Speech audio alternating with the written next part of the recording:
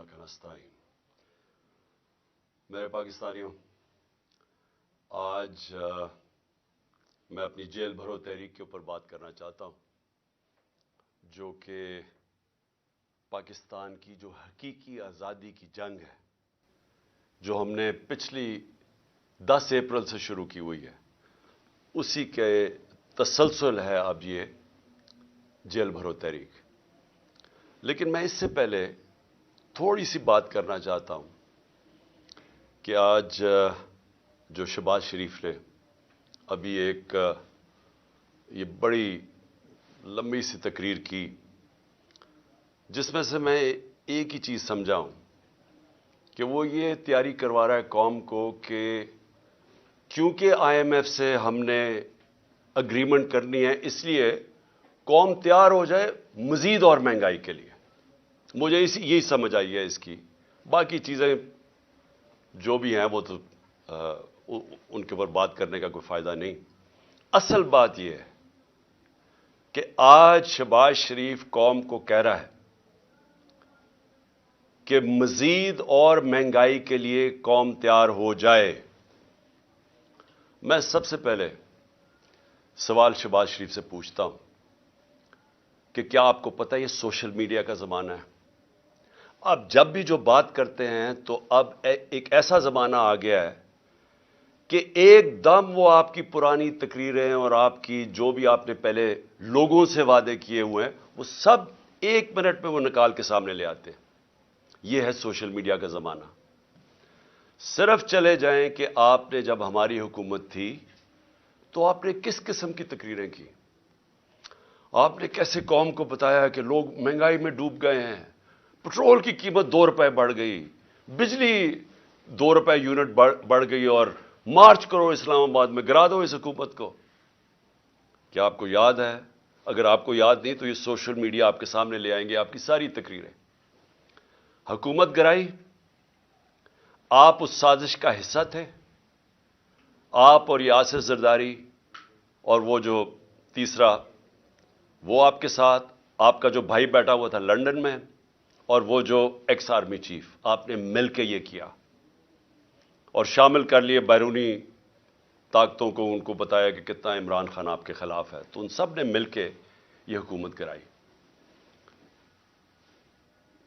आपने वादा किया कि एकदम मुल्क ठीक हो जाएगा, एकदम खुशहाली आ जाएगी। 10 महीने में जो इस पाकिस्तान के साथ हुआ है, दुश्मन भी पाकिस्तान से ये ना करे।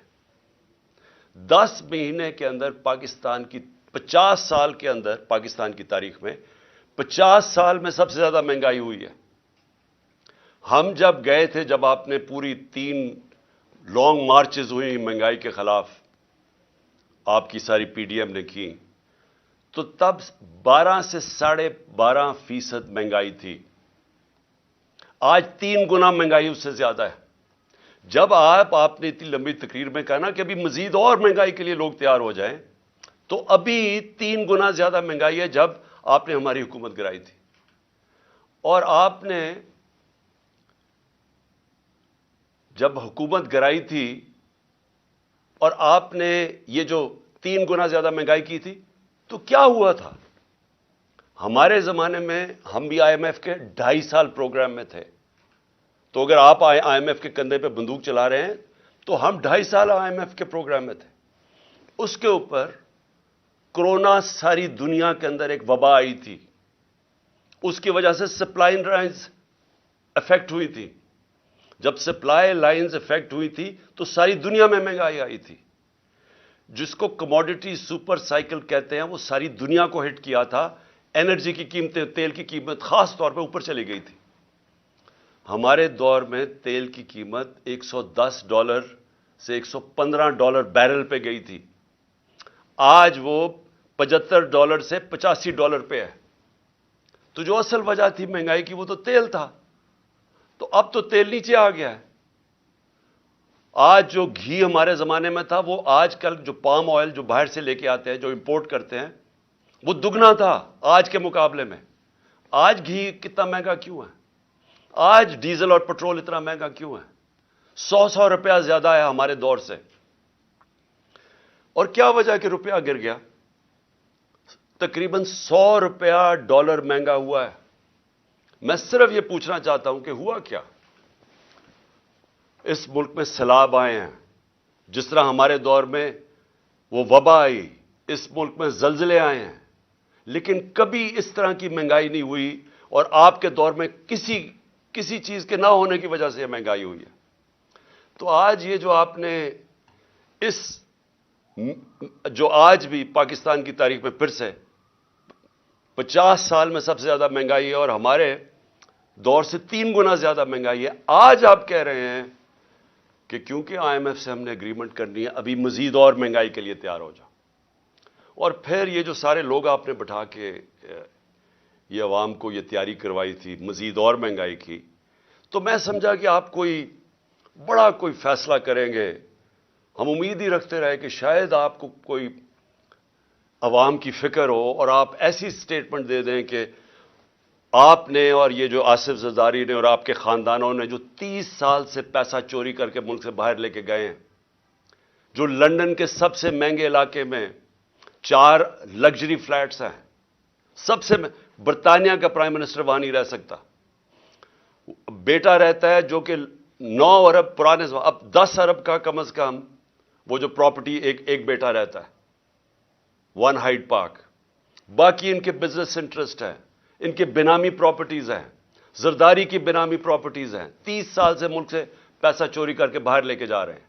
تو شاید آپ کے اندر کوئی تکلیف ہوتی ہے عوام کی کہ وہ آدھا بھی پیسہ پاکستان میں لے آئیں. میں آپ کو یقین دلاتا ہوں اتنی مہنگائی نہ کرنی پڑتی.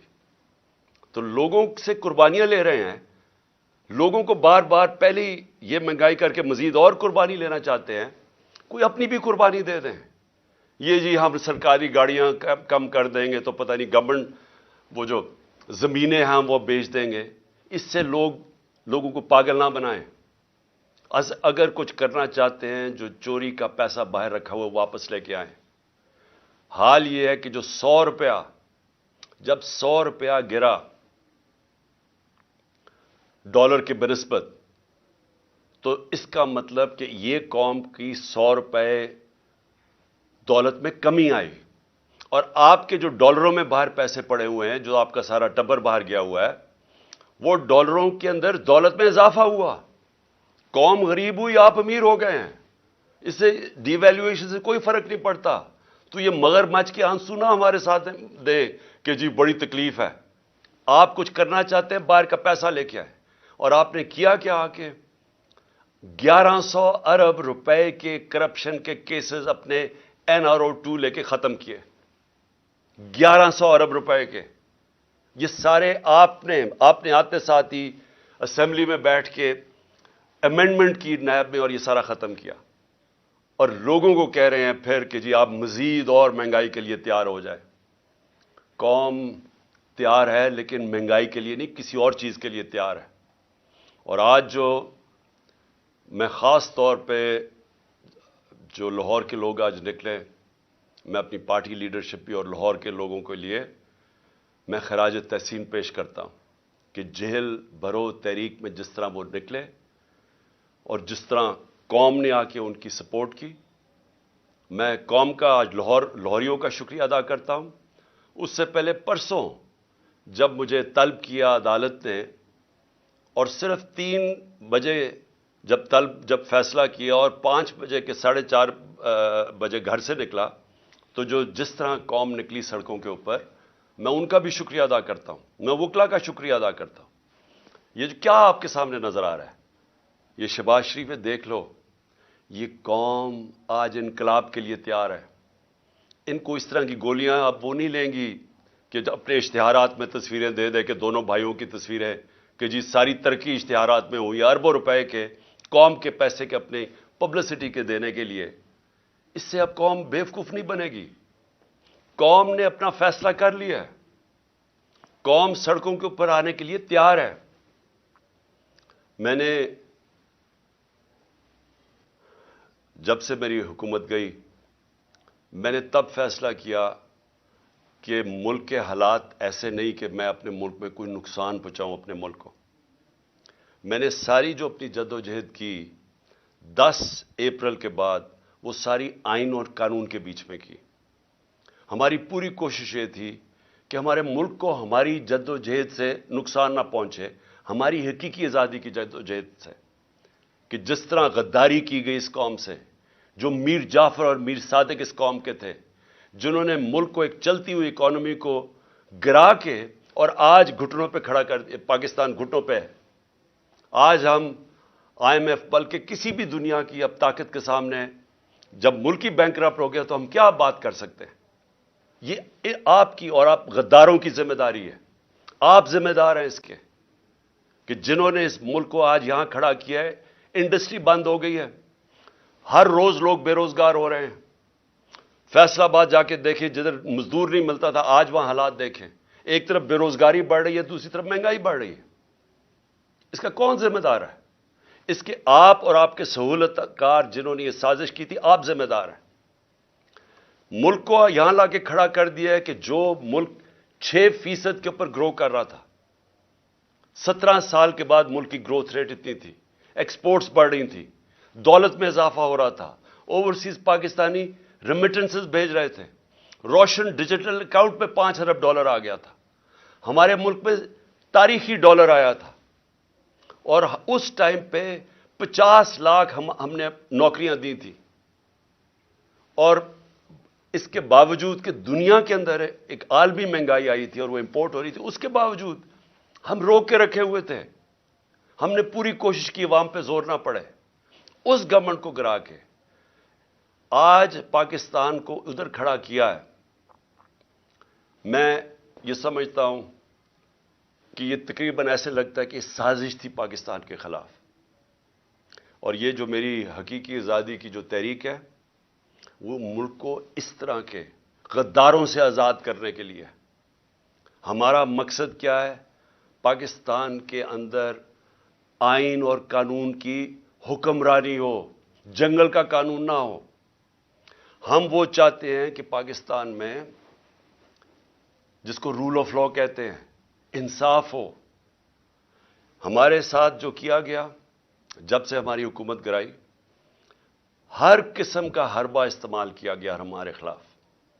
ہمارے جس کو فنڈامنٹل رائٹس کہتے ہیں, بنیادی حقوق, جس کے اوپر ایک معاشرہ کھڑا ہوتا ہے, جو ایک انسان کی حفاظت کرتا ہے طاقتور کے ظلم سے.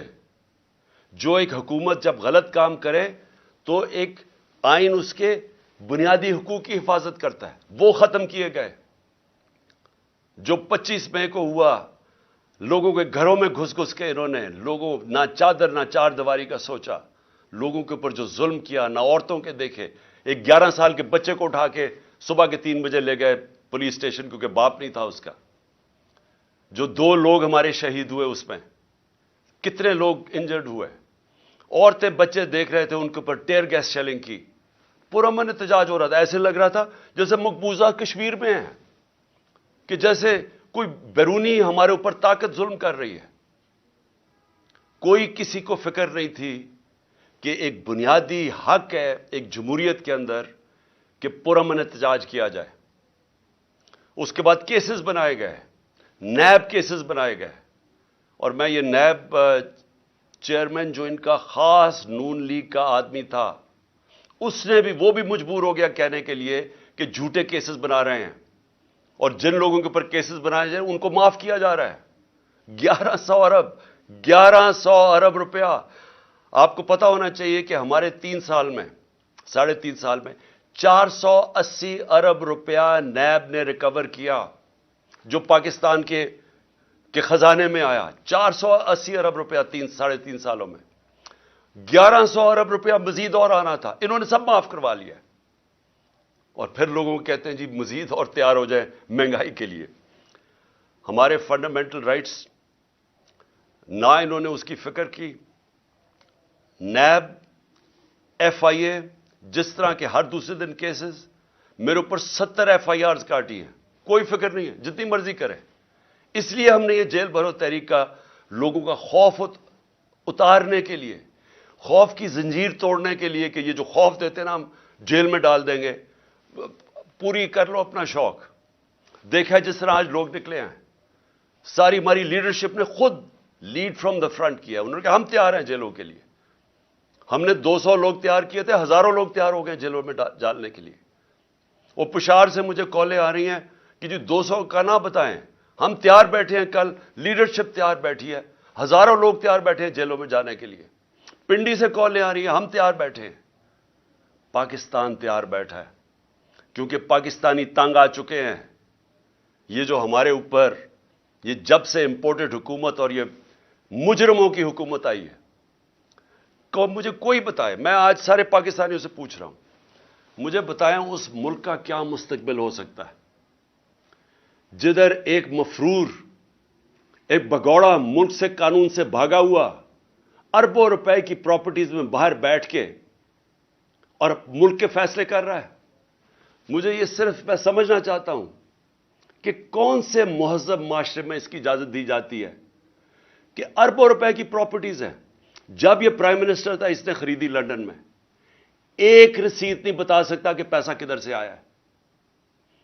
یہ بتا ہی نہیں سکتا کہ پیسہ منی ٹریل کدھر سے گئی ہے, کچھ نہیں بتا سکتا. وہ فیصلہ کر رہا ہے ملک کا. اس کا بھائی شہباز شریف جس نے آج لوگوں کو خوشخبری سنائی ہے کہ جی ابھی اور مزید مہنگائی آئے گی, 24 ارب روپے کے یہ کرپشن کیسز میں پکڑا جانے والا تھا. اس کی ٹرائل ہو رہی تھی, اس کے اور اس کے بیٹوں کی. ایک بیٹا مفرور تھا, دوسرا بیٹا ان کی ٹرائل تھی. 16 ارب روپے ایف آئی اے کے کیسز جس میں یہ بچ ہی نہیں سکتے تھے. نوکروں کے نام پہ 16 ارب روپیہ لیا. اور یہ جو پیسہ نظر آ گیا, اس کے علاوہ جو پیسہ کسی کو نہیں پتا. 8 ارب روپے کے نیب کا کیس, جو یہ نیب چیئر نے ریزائن کیا ہے, اس سے پوچھیں تو صحیح کہ یہ آپ کے سامنے نہیں آیا 8 ارب روپے کے کیسز. اور وہ کیا کیس تھا؟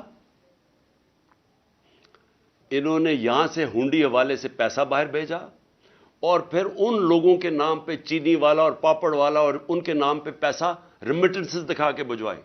فراڈ کیا. چیف منسٹر تھا وہ آدمی, پرائم منسٹر ہے. آصف زرداری دنیا کے اندر اس کی چوریوں کا پتہ ہوا ہے. اس کو مسٹر 10% کہتے تھے. فیک اکاؤنٹس کیسز میں یہ پکڑا ہوا تھا. اربوں روپے اس ملک اس نے علیحدہ ملک سے باہر بھجوائے. وہ اس ملک کا دانشور بنا ہوا ہے, وہ چیف ایڈوائزر ہے اس کی, وہ گورنمنٹ کا حصہ ہے. رانا ثناء اللہ جتنا اپنا ان کا نون لیگ کا وہ منسٹر کہتا ہے, اس کا باپ کہتا ہے کہ اس نے 18 قتل کیے ہیں. کہیں فیصلہ آباد کے لوگوں سے پوچھیں کہ اس کا ٹریک ریکارڈ کیا ہے, کون سا جرم ہے جس میں یہ ملوث نہیں ہے. یہ آج ملک کے اوپر بیٹھے ہوئے ہیں اور اسٹیبلشمنٹ ان کے ساتھ کھڑی ہو گئی ہے اور قوم کو کہتی ہے کہ جی ان کی غلامی کریں. اور جب قوم نکلتی ہے تو ہمارے سارے مار دھاڑ کرنا, راتوں کو پکڑنا, کیسز کرنا, کہ ہم کس طرح کے کوئی غلام ہیں, ہم کوئی بھیڑ بکریاں ہیں. یہ قوم یہ برداشت نہیں کرے گی. اور میں آج وارننگ دینا چاہتا ہوں آپ کو کہ اسی طرح اگر ایک ملک کا جب قانون ہی نہیں رہے گا, جب بنیادی حقوق عوام کے نہیں رہیں گے, جب آئین کی اوپن وائلیشنز ہوں گی. 90 دن کا آئین سٹیٹ کرتا ہے بلیک اینڈ وائٹ. الیکشنز 90 دن کے آگے نہیں جا سکتے. 90 دن کے بعد یہ کیئر ٹیکر نہیں رہ سکتی. پہلے تو شرم کی بات ہے کہ اس بد دیانتدار الیکشن کمیشن جو چیف الیکشن کمیشنر ہے, اور انشاءاللہ اس کے اوپر آرٹیکل 6 لگنا چاہیے, وہ چیف الیکشن کمشنر نے جس طرح کی 2 کیئر ٹیکر گورنمنٹ بنائی ہیں. کیئر ٹیکر کا مطلب ہوتا ہے نیوٹرل کیئر ٹیکر.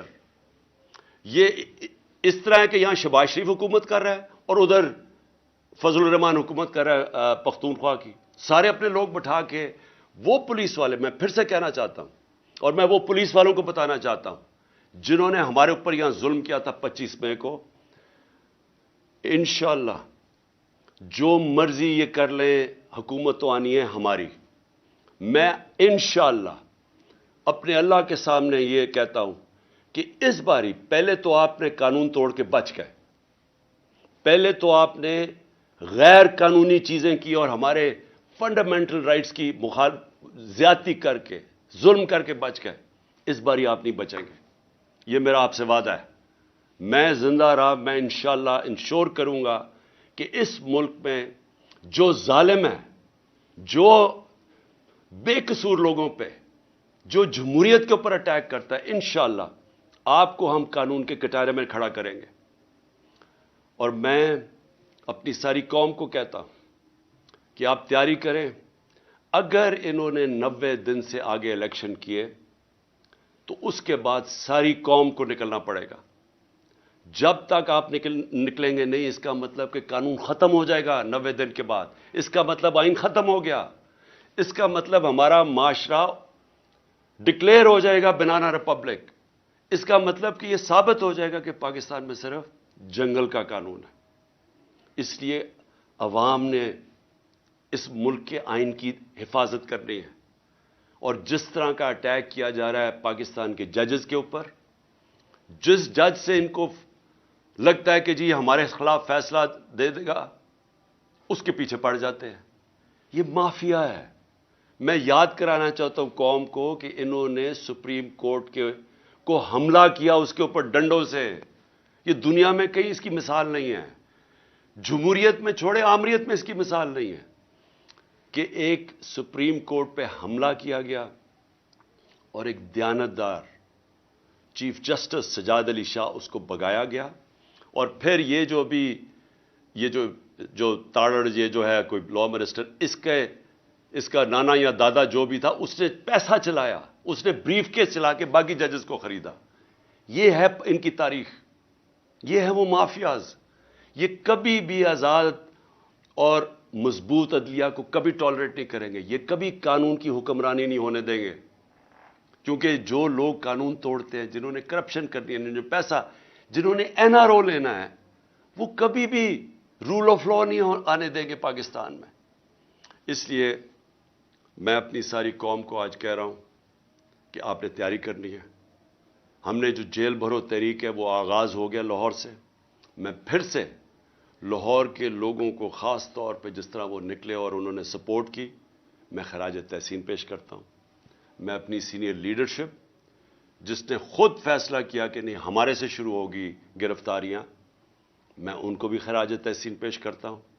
اور جو مجھے کل ابھی سے میسیجز آ رہی ہیں پشاور سے کہ ساری لیڈرشپ وہاں بھی تیار ہے اور عوام بھی تیار ہے جیلوں کے لیے، میں ان کو ابھی سے خراج تحسین پیش کر رہا ہوں. اور انشاءاللہ حقیقی آزادی، یہ حقیقی آزادی کی تحریک ہے. یہ اصل میں جو ہماری آزادی ادھوری رہ گئی تھی 1947 میں، جب ہم پوری طرح آزاد نہیں ہوئے تھے. لا الہ الا اللہ کا مطلب ہماری قوم کو پوری طرح سمجھ نہیں آیا تھا. جو بھی لا الہ الا اللہ پڑھتا ہے وہ کبھی کسی قسم کی غلامی نہیں کرتا، اور خاص طور پہ خوف کے بت کی کبھی وہ پوجا نہیں کرتا. قرآن کی آیت ہے جو لوگ ایمان لے آئے اللہ ان کے خوف دور کر دیتا ہے. اللہ نے آج میں نے دیکھا لوگوں کے خوف دور کر دیے. میں نے وہ لوگوں کو جو آج دیکھے سینز، میں اللہ کا جتنا بھی شکر ادا کروں وہ کم ہے. کیونکہ اللہ ہمیں اس حقیقی آزادی کی طرف لے کے جا رہا ہے جو صرف خوف کی وجہ سے ہمیں جس کی وجہ سے غلام رکھا تھا. پاکستان زندہ باد.